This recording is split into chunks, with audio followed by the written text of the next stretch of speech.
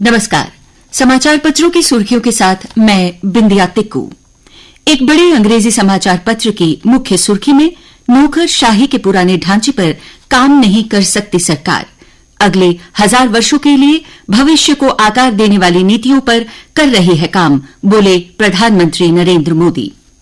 ये कहते हुए कि भारत की नौकरशाही और नीति निर्माण पुराने ढांचे पर काम नहीं कर सकती, प्रधानमंत्री श्री नरेंद्र मोदी जी ने कहा कि उनकी सरकार जिस नीति पर काम कर रही है वह अगले 1000 वर्षों के भविष्य को आकार देने वाली है और उन्होंने सभी से इस दृष्टिकोण के लिए साझा प्रयास में योगदान करने के लिए कहा है।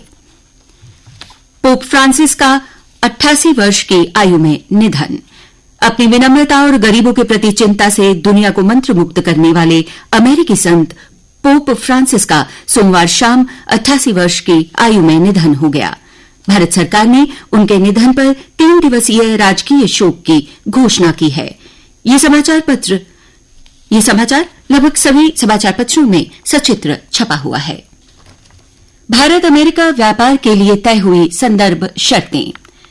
मोदी और वेंस की द्विपक्षीय वार्ता के बाद हुई घोषणा। प्रधानमंत्री नरेंद्र मोदी बोले, रणनीतिक साझेदारी बेहतर भविष्य को करेगी तय। भारत और अमेरिका के बीच द्विपक्षीय व्यापार समझौता बीटीए की संदर्भ शर्तें तय कर ली गई हैं और प्रधानमंत्री श्री नरेंद्र मोदी और अमेरिकी उपराष्ट्रपति जेडी वेंस की सोमवार शाम हुई मुलाकात के बाद ये घोषणा की गई।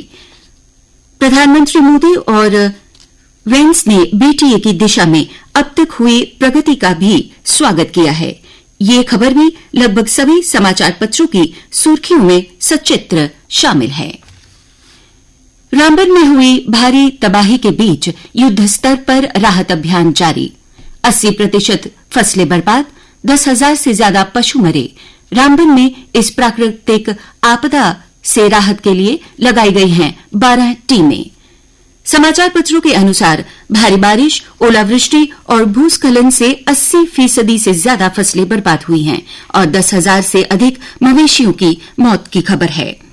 प्रशासन के आंकड़ों के अनुसार 85 घर व 45 से ज्यादा दुकानें भी ध्वस्त हुई हैं। वहीं पीड़ितों की हर संभव मदद करेगी सरकार, बोले मुख्यमंत्री उमर अब्दुल्ला। मुख्यमंत्री उमर अब्दुल्ला ने सोमवार को रामबन में जमीनी स्थिति का आंकलन करने के लिए प्रभावित क्षेत्रों का दौरा किया। मुख्यमंत्री श्रीनगर से सड़क मार्ग से सबसे अधिक प्रभावित गांवों में एक मारोग पहुंचे। उन्होंने कहा कि यह राष्ट्रीय आपदा नहीं पर एक बड़ी आपदा है। उन्होंने हर संभव सहायता का आश्वासन दिया है।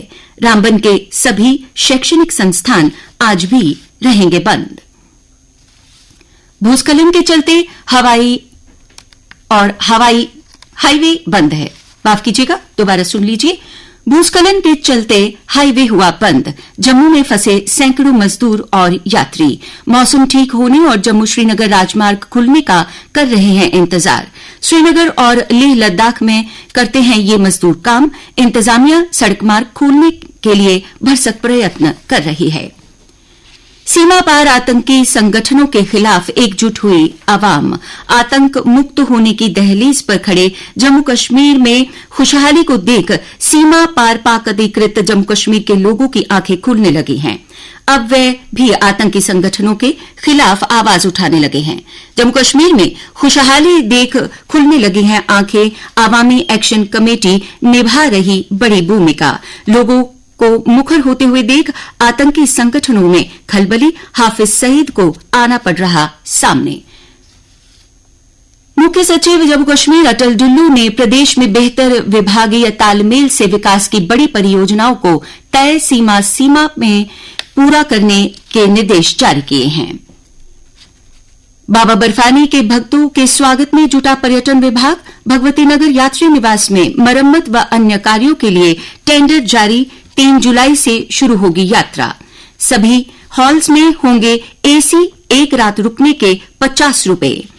इस वर्ष 3 जुलाई से आरंभ होकर 9 अगस्त तक चलने वाली वार्षिक अमरनाथ यात्रा पर देश विदेश से आने वाले श्रद्धालुओं के स्वागत को लेकर पर्यटन विभाग जम्मू ने तैयारियां आरंभ कर दी हैं। हर साल की तरह इस बार भी वार्षिक यात्रा के लिए जम्मू पहुंचने वाले श्रद्धालुओं के ठहरने के लिए मुख्य व्यवस्था भगवती नगर स्थित आधार शिविर में यात्री निवास में की जा रही है।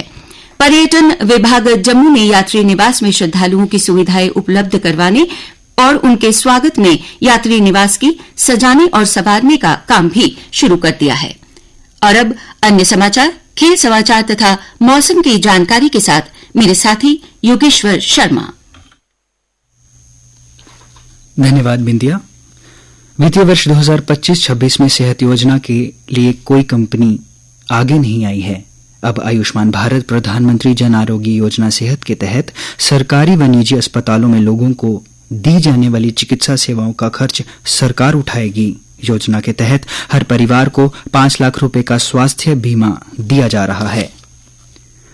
अक्षय तृतीया के अवसर पर सोने की खरीदारी में तेजी की संभावना है। भले ही कीमतें बढ़ी हुई हों, सराफा बाजार पहले ही सज चुका है और ऑर्डर आने शुरू हो गए हैं। अब तक 30% बुकिंग दर्ज की जा चुकी है। बता दें, इस दिन को सोना खरीदने के लिए शुभ माना जाता है।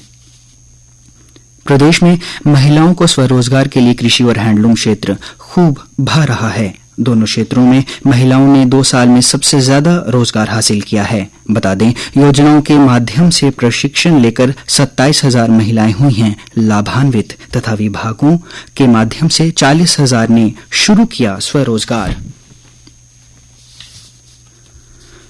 नरवाल फल सब्जी मंडी के आड़ती और कारोबारी दुकानों की लीज डीड का नवीनीकरण न होने से परेशान हैं। बता दें, प्रथम फेज की 115 दुकानों की लीज डीड 2021 में ही खत्म हो चुकी है। राष्ट्रीय राजमार्ग पर टोल प्लाजा से कमाई के मामले में जम्मू कश्मीर 500 करोड़ से ज्यादा का राजस्व जुटा सकता है। मौजूदा वित्त वर्ष में नेशनल हाईवे पर टोल प्लाजा से होने वाली कमाई में 50 करोड़ रुपए की बढ़ोतरी की संभावना है। NHAI ने टोल की फीस में 5% तक बढ़ोतरी की है और इसका असर अतिरिक्त राजस्व के तौर पर देखने को मिलेगा। खेल समाचार।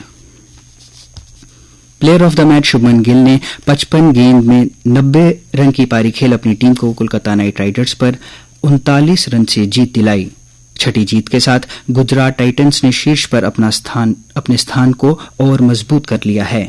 बता दें, आज का मुकाबला लखनऊ सुपर जायंट्स और दिल्ली कैपिटल्स के बीच शाम 7:30 से खेला जाएगा। नीरज चोपड़ा के नाम से देश में पहली बार कराई जा रही अंतर्राष्ट्रीय स्तर की जेवलिन थ्रो इवेंट अब पंचकुला की बजाय बेंगलुरु में आयोजित की जाएगी।